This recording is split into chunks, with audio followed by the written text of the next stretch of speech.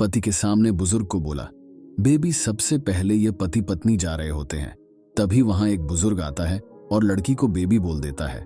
लड़की का पति ये सुनकर गुस्सा हो जाता है और बुजुर्ग को भला बुरा बोल देता है।